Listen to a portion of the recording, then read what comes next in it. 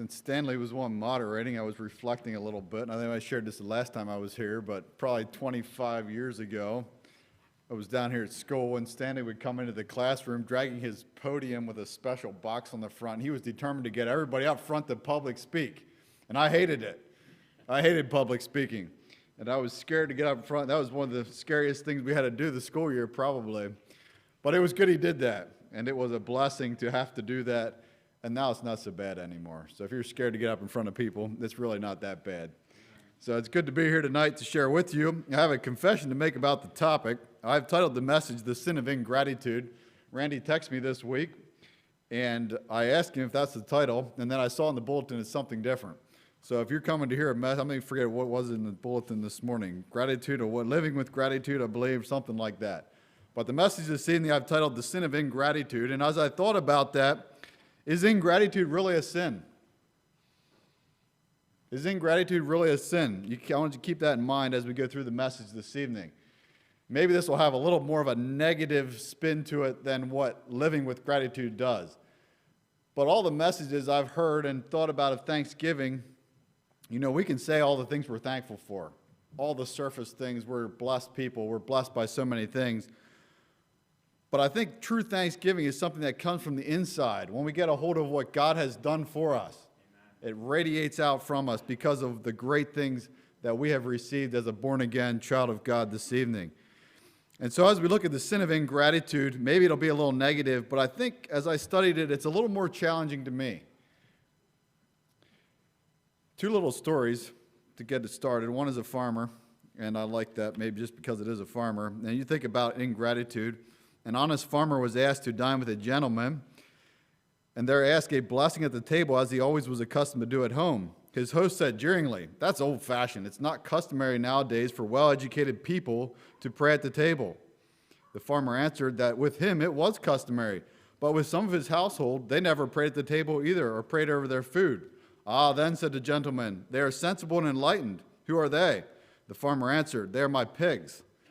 And I like that. Are you grateful tonight? And another little story that goes along the same line is from H.A. Ironsides. I don't know how many of you are familiar with him. He was a preacher in the early 1900s. And as a side note, if you ever think you're overworked, from 1916 to 1929, 14 years, he is said to have preached 7,000 sermons. And I did the math on that, and that's over a sermon a day. There's only 5,000 some days in those 7 years. And so he was a man who spent a lot of time preaching. And I get maybe burdened or bogged down if I had to preach once a week, but he would preach a lot of times. But anyway, he went to a restaurant one evening, and it was a crowded restaurant, and like they used to do long ago, if the restaurant was full, you sat at the table with somebody. And a man came and wondered if he could sit with him. And he said, "Sure, you can have a seat at my table." And so, as was his custom as well, he bowed his head to pray. And when he opened his eyes, the other man asked, "Do you have a headache?" He replied, "No, I don't have a headache." The other man asked, "Well, is there something wrong with your food?" Ironside replied, "No, I was simply thanking God as I always do before I eat." The man replied, "Oh, you're one of those, are you? Well, I want you to know I never give thanks. I earn my money by the sweat of my brow, and I don't have to give thanks to anybody when I eat. I just start right in." Ironside said, "You are just like my dog. That's what he does." So there's my lessons on animals this evening. Don't be like the pig and the dog. Be grateful. We are a truly blessed people. You can turn in your Bibles to Numbers chapter 11. We're going to start there. We're going to learn a couple lessons here from Israel, a couple lessons from Hezekiah, and then we're going to jump to the New Testament to the very familiar account in Luke chapter 17 where Jesus healed the lepers. And let's think a little bit about gratitude. Before we get into Numbers there, just a couple things to maybe highlight as we think about ingratitude. Ingratitude is one of the distinguishing marks of a non-believer. It is a distinguishing mark of those who have not been redeemed, who do not believe in the God I serve. If I have a proper view of who God is, what he has done in the past, what he has done for me now, what he's going to do in the future, then I can't help but have gratitude in my heart, right? I need to be grateful for all that he has done. So if you have ingratitude, it is a sign of unbelief. And also, we're not going to look at Romans chapter 1. Those of you that are Bible readers are familiar, a familiar chapter of Romans there. But in Romans chapter 1, ingratitude is one of the early indicators of a fall away from God. And as I looked over that again, I was challenged by that. Romans chapter 1, verse 21 says, because that when they knew God, that is talking to us tonight, we know who God is, they knew God, they glorified him not as God, neither were thankful. And then they gained all these imaginations which went into idolatry, and at the end of that chapter you have a whole list of these awful sins that they committed. But at the beginning of that spiraling away from God, it mentions unthankful. They simply were not grateful. They knew God. They were no longer grateful for all the things God had done, and that opened their lives up to idolatry. They began to worship themselves and all those sins that followed through with that. Martin Luther, who I don't put a whole lot of stock in, he was a man who had some good ideas. He didn't quite get to where I believe he should have. He said this about that. He said, see then how great an evil ingratitude is. It produces a love of vanity. This results in blindness, blindness in idolatry, and idolatry brings about a whole whirlpool of vices that spiral away from God. So ingratitude, is it a sin? It is one of the distinguishing marks of a non-believer. It is one of the steps that we take to go away from God. And very simply, it is forgetting what God has done for me. I become ungrateful when I forget what God has done for me. One more yet. Ingratitude is a sign of spiritual immaturity. I want you to think about this little statement. Ingratitude denotes spiritual immaturity. Infants do not always appreciate what parents do for them. They have short memories. Their concern is not what you did for me yesterday, but what are you doing for me today? The past is meaningless, so is the future. They live for the present.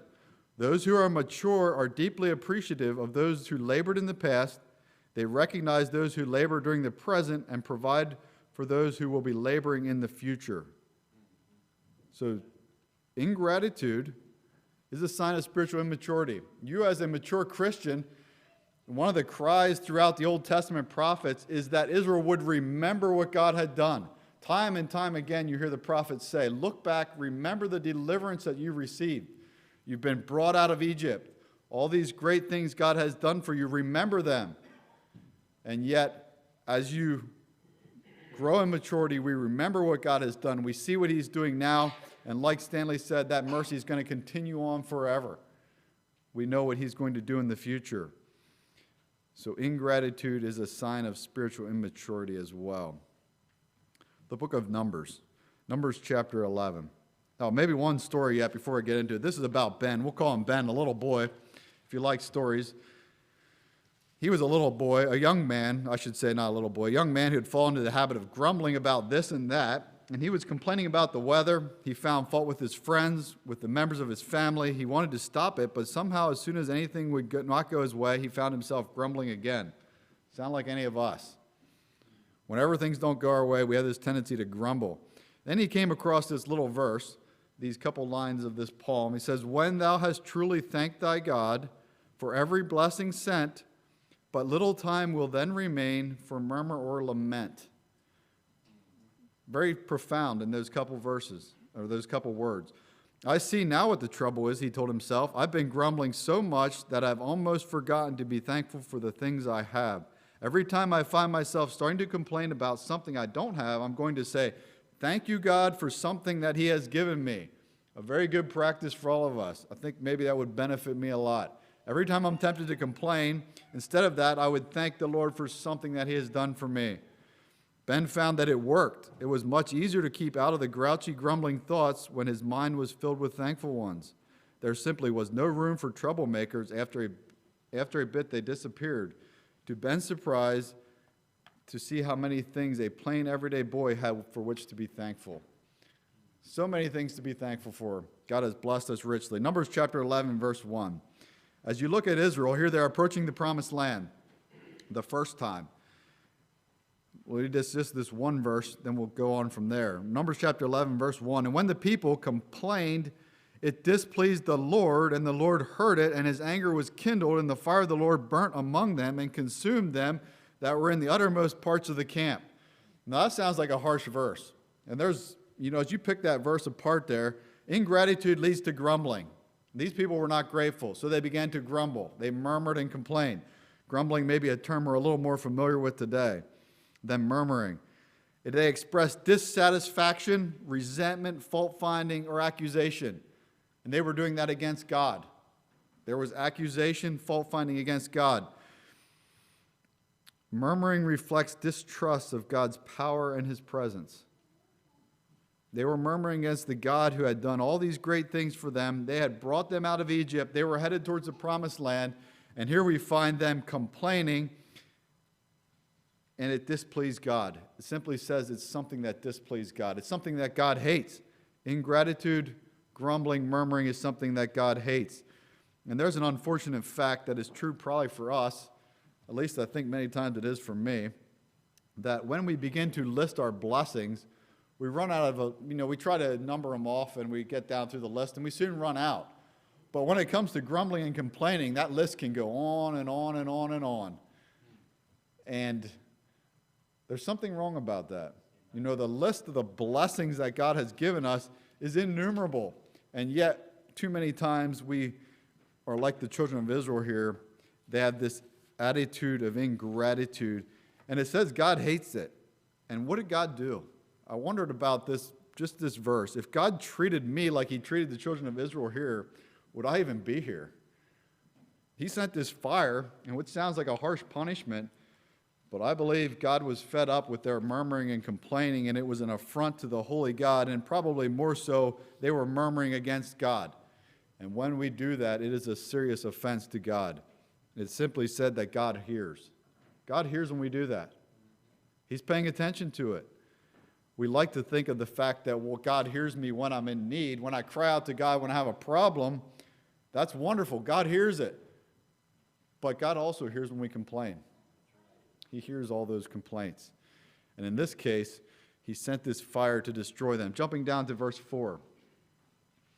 And the mixed multitude that was among them fell a-lusting, and the children of Israel also wept again and said, Who shall give us flesh to eat? We remember the fish which we did eat in Egypt freely, the cucumbers and the melons and the leeks and the onions and the garlic. But now our soul is dried away, and there is nothing at all besides this manna before our eyes. Ingratitude causes us to confuse our needs and our wants. Have you ever got your needs and your wants confused? I believe all of us probably have. We live in a land where we've been blessed with so much, and many times those things that are wants we think are needs. And we see the children of Israel here. This mixed multitude was among them, and all of a sudden no longer was this manna enough. They needed something else. They reflected back on all these things that they had in the past, and they needed something different.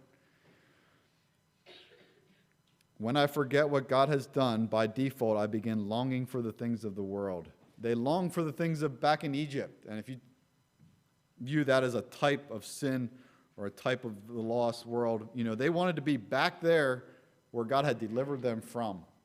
They got their needs and their wants mixed up. I have a book there on my shelf by Eli, and I can't even say his name. It's called Thanksgiving in Everyday Life. It's written by a man who grew up in the Philippines. And he is now, and I believe he's in America. I'm not even sure on that. But anyway, he grew up in poverty. And he says now he sits in a fancy restaurant and he hears people complain. And it takes him back to when he was back in the Philippines as a young boy. He says they used to go to the restaurants there in the Philippines at the end of the night or during the night and try to get the leftovers from the waiters and the chefs at the end of the day. And he said they would go up to the door and try to get this food from them. And many times it already looked like swine's food, but they were trying to get this just to fill their stomachs. And he also there worked in a tennis club, and the boys would come in there in the middle of the night after the members of this club had all left, and they'd eat the leftovers that were left from the night, whoever was there that evening, and they began to then feast on the leftovers. And he said as he, thinking about people that sit down, many of us are guilty of that. We're surrounded by plenty, and we still complain about food or lack of it or what we don't have. And he goes on there to say something that I think is fairly real to us. He said, now God has blessed me. And he says, now my children complain every time they get home from school or work when they open the refrigerator and they don't see what they want to eat. There's nothing to eat, they say. We have no food. What they actually mean is they don't see the food they want to eat. In spite of the abundance of food and drinks, they complain. They complain that we have no more cereal, when what they actually mean is, I don't see my favorite cereal. And as he reflected on what he grew up in, what was his needs, a physical need for food, and now it changed in his children, and they see these things that they think are needs, which are actually just wants. A challenge for all of us. As you look at the children of Israel here, they began to look back to Egypt, and they got their needs and their wants confused. And ingratitude will do that. Jump down to verse 11. And Moses said unto the Lord. Now it almost sounds here, may I clarify this, like Moses is complaining. And he is kind of, but he's pouring his heart out to God. And this is a genuine, what he genuinely feels. Moses heard the people, verse 11. And Moses said unto the Lord, wherefore hast thou afflicted thy servant? And wherefore have I not found favor in thy sight, that thou layest the burden of all this people upon me? Have I conceived all this people? Have I begotten them? That thou shouldest say unto me, carry them in thy bosom, as a nursing father beareth the suckling child, unto the land which thou swarest unto their fathers. Whence should I have flesh to give unto all this people? For they weep unto me, saying, give us flesh, that we may eat. I am not able to bear all this people alone, because it is too heavy for me. And if thou deal thus with me, kill me, I pray thee, out of hand, if I have found favor in thy sight, and let me not see my wretchedness. Ingratitude is a discouragement to others. Ingratitude discourages others. We see as the children of Israel here, they complained, and now Moses is discouraged. He says, Lord, kill me. I can't take it anymore, because of the complaining and the murmuring of the people he was called to lead. So discouragement affects others. It's contagious. It's like a disease. You can see it in a group of people. If somebody starts complaining, it soon continues to grow. It's like a contagious disease. And that's what happened here. It affects others. It drags everybody down. And it dragged Moses down to the point that he asked God to kill him. A discouraged man there because of the ingratitude of others. I challenge you to think about that. Those who are in authority over you, are you grateful for them? These people here had many, many things to thank Moses for, and yet here they're complaining against him to the point that he becomes so discouraged that he wants to die. Continue on, Numbers chapter 14. Flip back a couple verses.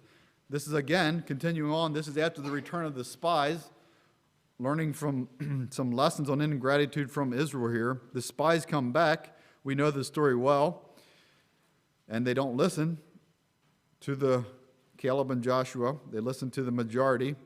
And Numbers chapter 14, verse 1, and all the congregation lifted up their voices and cried, and the people wept that night, and all the children of Israel murmured against Moses and against Aaron.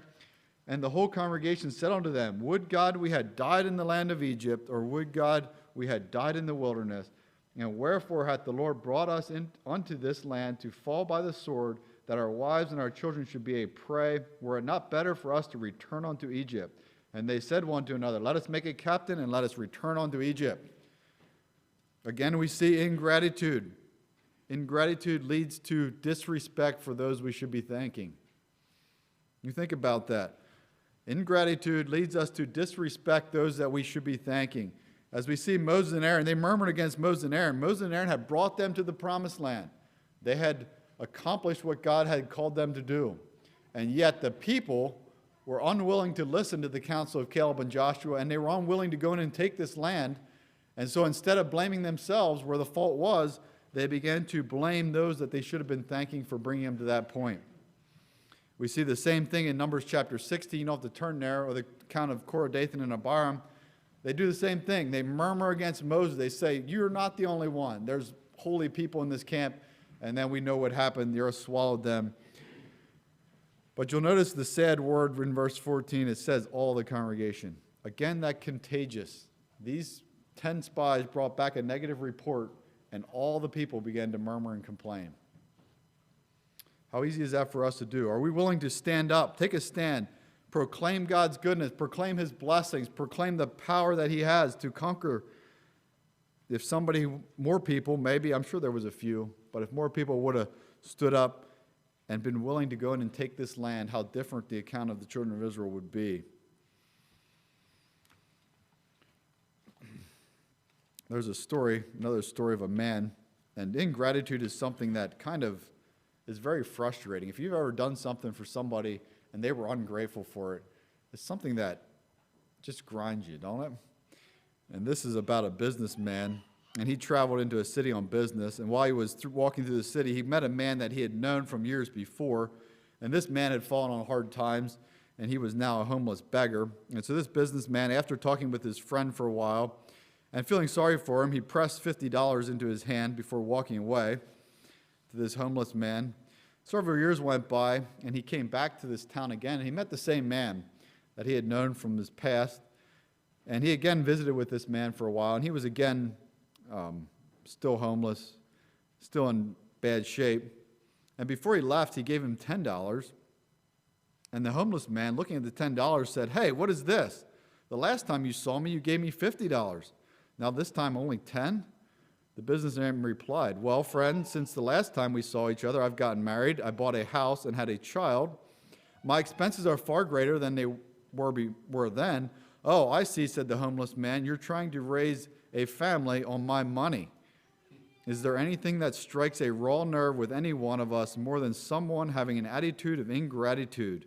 We go out of our way, sometimes at personal expense and great sacrifice, only to have someone be ungrateful for what we've done."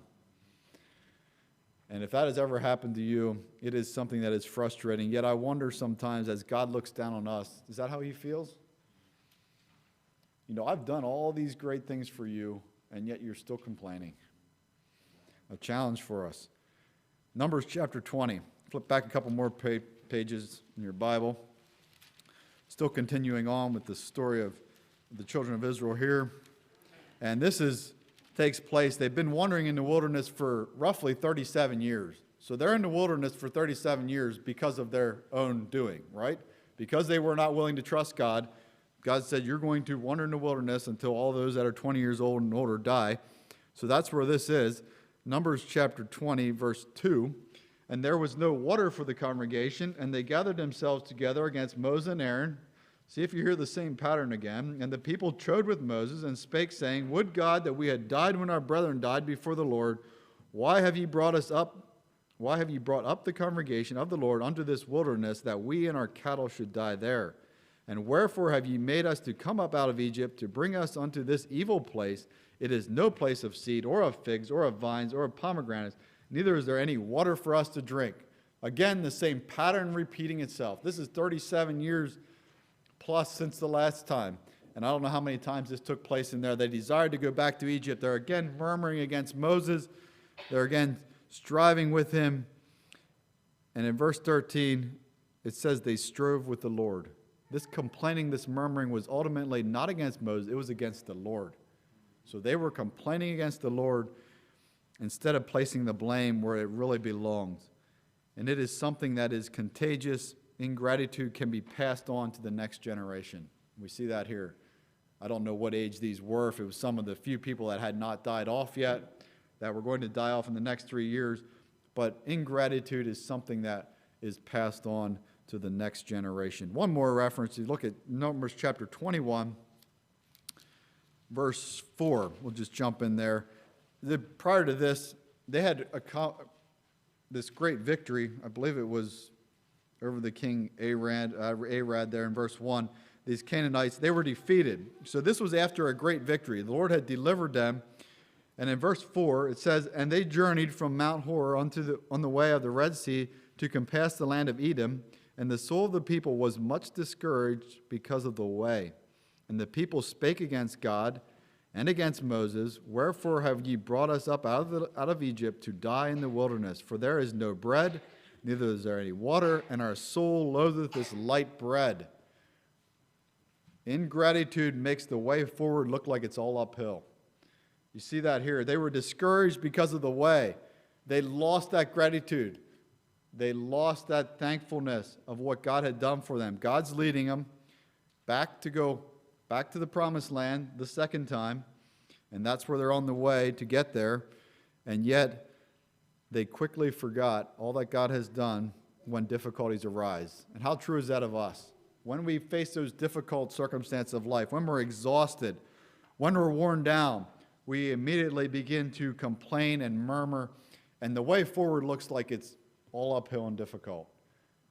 But if we can keep our focus on God and all the great things He has done, the deliverance, the provision He provided for them, they began to loathe the bread that God had provided for them. All these years, God had fed them, and it never quit. And yet they loathed that bread from heaven, and they were ungrateful, and it made the way forward look difficult. Ingratitude can easily become a pattern in our life, a lesson we can learn from the children of Israel. As you go through these accounts, in those years, it was something that time and time again, when the way got difficult, when they became discouraged, they would go back to striving against the Lord, striving against Moses, and it became a pattern for their life. Flip to 2 Chronicles chapter 32. A fascinating account here. We're not going to have time to outline all of it. It's about Hezekiah, and I like this chapter. Those of you that know anything about Hezekiah, he was one of the good kings. He did a lot of good. He went in and he opened up the temple again. He restored a lot of the priests. He did a lot of good things. And in 2 Chronicles chapter 32, Sennacherib comes up, he's the king of Assyria, comes up against Judah and against Jerusalem, and he's going to take this city.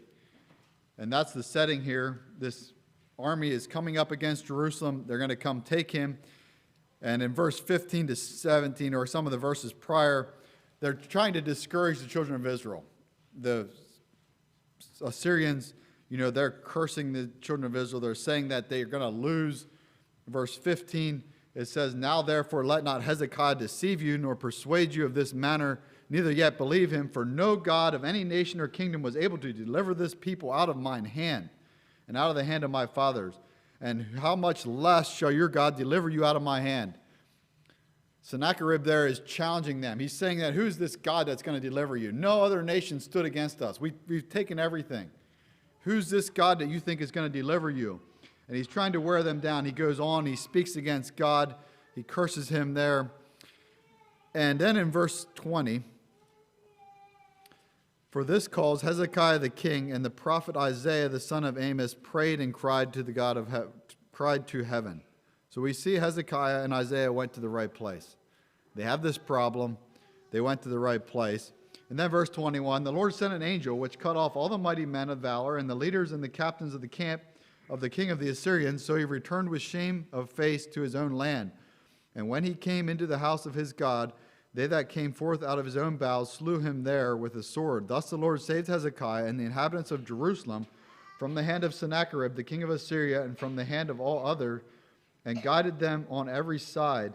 And many brought gifts unto the Lord to Jerusalem, and presents to Hezekiah the king of Judah, so that he was magnified in the sight of all the nations from thenceforth. In those days Hezekiah was sick to death, and prayed unto the Lord, and he spake unto him, and he gave him a sign." Then notice this verse 25.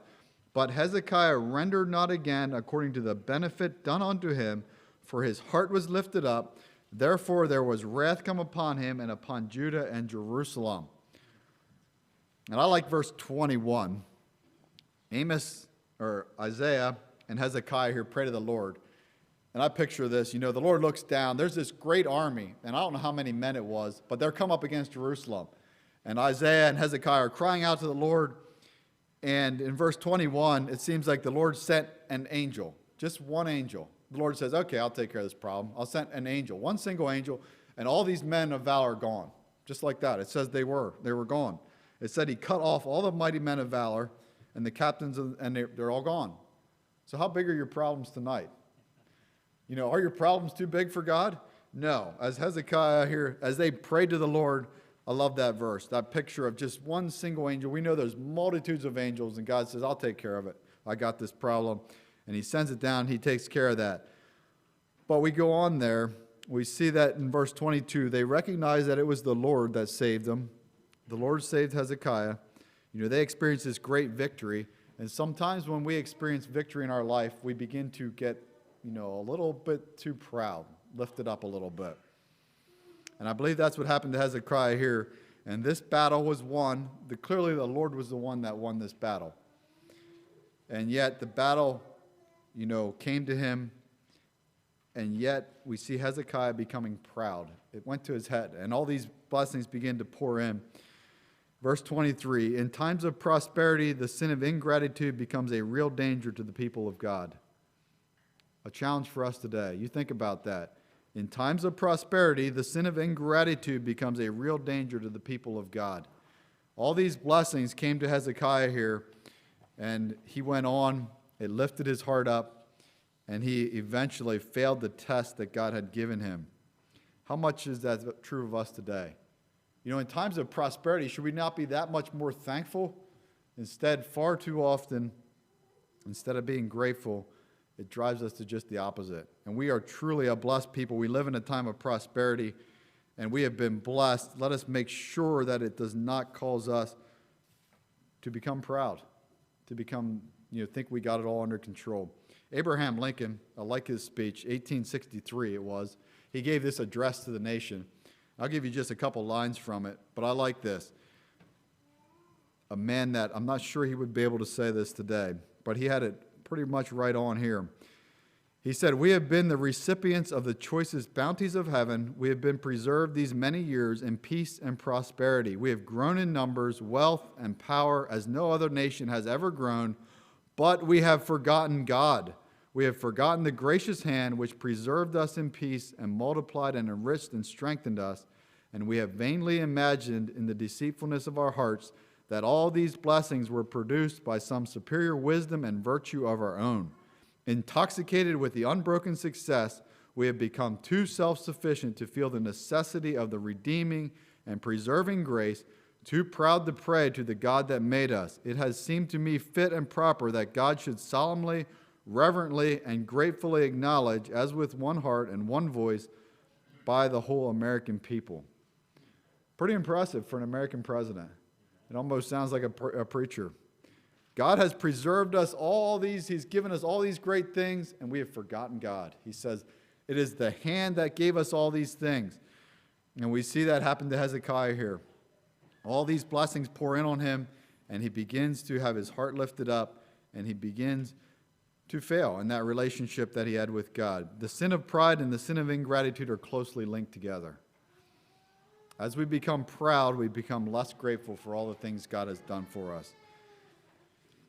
Ingratitude also opens us up to temptations. I'm not going to read it. Verse 31, if you go to Isaiah, the account in Isaiah about Hezekiah, all these men come up out of Egypt, or out of Babylon, and they look at all these treasures. Hezekiah shows them all these blessings he has.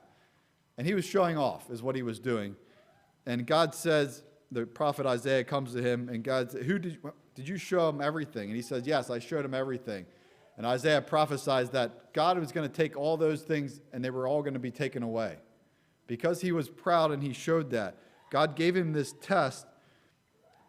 The ambassadors of Babylon, it calls it in verse 31. God gave him this test, and he failed because his heart was lifted up. He began to think that, it was me instead of God that has given me all these great blessings. And that can happen to us today. Everything that we've been given, it comes from God. And when we forget that, we begin to fail the tests that God brings to us, those temptations that loom before us. You can turn now to the New Testament. We're going to look at the book of Luke, Gospel of Luke, chapter 17, another familiar account. All of us know this. We probably learned this when we were in school many years ago. But there's some valuable lessons in here for us as we think about being grateful. How thankful are you tonight?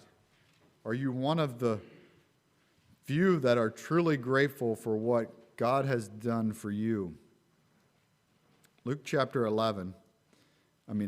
17, verse 11, I'm sorry. And it came to pass, as he, Jesus, went to Jerusalem, that he passed through the midst of Samaria and Galilee.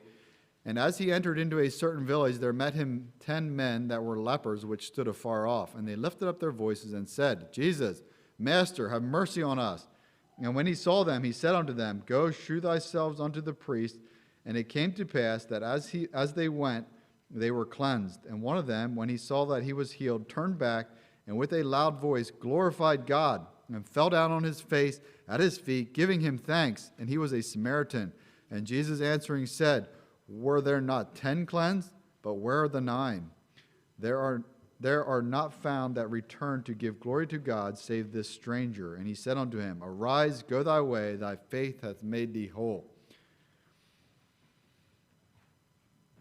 Another example of this, Edward Spencer. He was a ministerial student in Elverson, Illinois.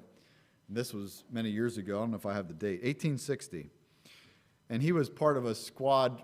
They were close to the shores of Lake Michigan there, and the steamer named the Lady Elgin, I think is how you say it. It went aground on the shores of Lake Michigan. It ran aground. I'm not sure if it was in a storm. And these students were there, and this man, Edward Spencer, was a student there, and he was close by. And the steamer ran to the ground, and these people were in the water, and they went out to rescue them.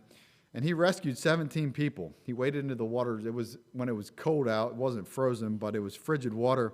And he waded in there, and he was able to rescue 17 people off of this grounded steamer that had crashed there on the shores of Lake Michigan. And in the process, he suffered some permanent physical damage that stayed with him through the rest of his life. And he was broken in health because of that effort, because of those people he saved. And then when he was an old man, he was asked what returns of gratitude, if any, he received from these people that he rescued. And he said not one. Not one of those 17 people ever thanked him for pulling them from the cold water. And at his funeral some years later, it was noted that not one of the people he had rescued ever thanked him. I don't know, has that ever happened to you? Have you ever not thanked somebody for the good things that they've done? We can make this account very real to us if we make it personal to my life. This happened here in Jesus' time. It happened here. It's still happening today, that people are ungrateful, ingratitude for what has been done for us, to us, what has been given to us.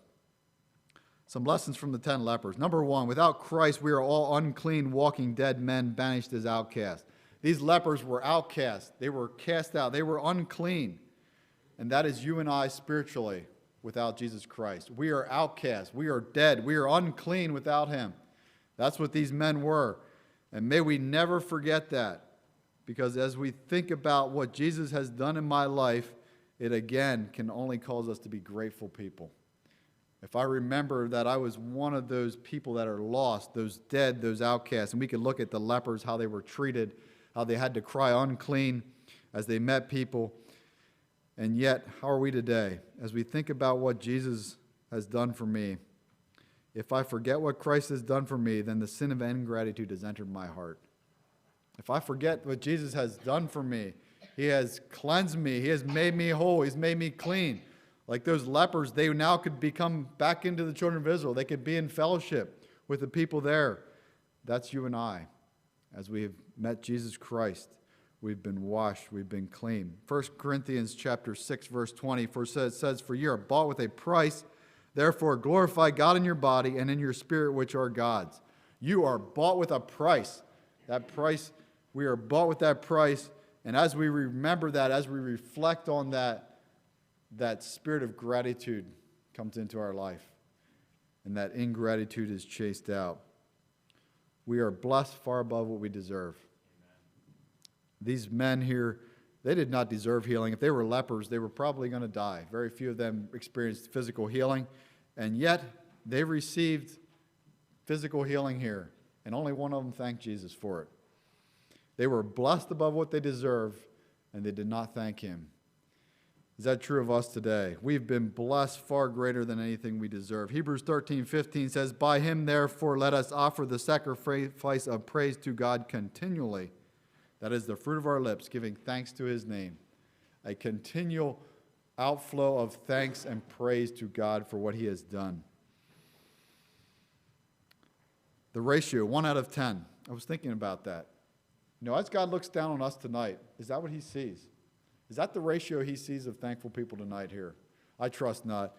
I hope we're doing a little better than that. You know, we're not perfect, but I wonder if that's not closer to reality than what we think. As we reflect on what Jesus has done for me, Am I truly thankful? Am I truly that one that is thankful?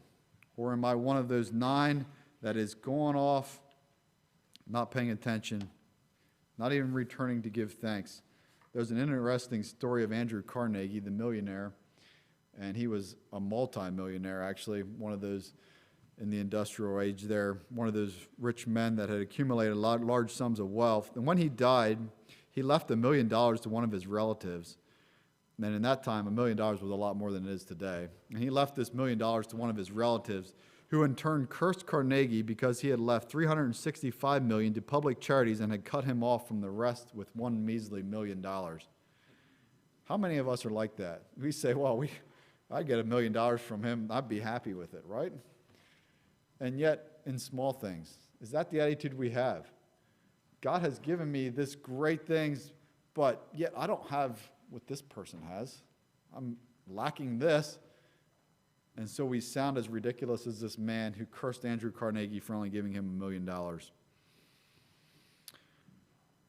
Number 3, as we look at the lessons from this account here, our silence is an indication of ingratitude. This is a lesson that we can all take tonight. At least I know I can. Maybe Stanley, he's a little more outgoing at proclaiming God's message to the people he meets than I am, I think. But all of us, this man, it says he came back and he cried with a loud voice. He glorified God. Because of what Jesus had done for him, he glorified God loudly. He didn't care who heard it. He didn't care what they thought of him. Because he had received this healing, he then had this tremendous testimony to those around him. It says he glorified God with a loud voice. I like that. Psalm 35, verse 28 says, "My tongue shall speak of thy righteousness and thy praises all the day long." Because of the gratefulness that I've experienced, I proclaim God's goodness to others. Ingratitude causes us to be silent. If we're ungrateful, not thankful, we're not going to proclaim God's message and God's love and that redemption message to others. Romans 15, verse 6 says that you may with one mouth and one mind glorify God, even the Father of our Lord Jesus Christ. The idea of glorifying God in unity. And I trust here tonight as a brotherhood here, you're unified in that proclaiming the great things God has done. That glory, that you may with one mind and one mouth glorify God, just like this leper with a loud voice, pour out your gratitude. Ingratitude will suppress our desire to proclaim Jesus to the lost world. If I'm ungrateful, I will have that lack of desire to proclaim Jesus to the lost and dying world. Number 4, delayed gratitude is ingratitude. It's fascinating here that this man, when he saw he was healed, he turned back and thanks Jesus, it seems like immediately. And I don't know, I wondered if these other men, some of them thought that maybe sometime in the future, after they went to the priest, when they meet Jesus the next time, maybe they'll say thank you then. If they thought that, they'll get an opportunity in the future to thank him. But this man, the one that is the example, the one that we're learning the lesson from tonight, he gave gratitude immediately. And too many times for me, at least, we may pray, we may have something, we experience something, and we fail to take time immediately to thank God for it. Just stop and say a prayer of thank you, Lord, for what you've done. The blessing that this temptation that I was able to overcome, this safety that you've given me, you've spared me from this situation, this healing that you've given me. Take time to just stop and immediately thank God for it. Delayed gratitude is ingratitude. Number 5, the toxic thinking that I am somebody leads to ingratitude. You'll notice in this was a Samaritan. And I don't know, it doesn't say for sure that the others were not Samaritans, but it's pointed out that he was a Samaritan in verse 16. And in verse 18, Jesus calls him a stranger.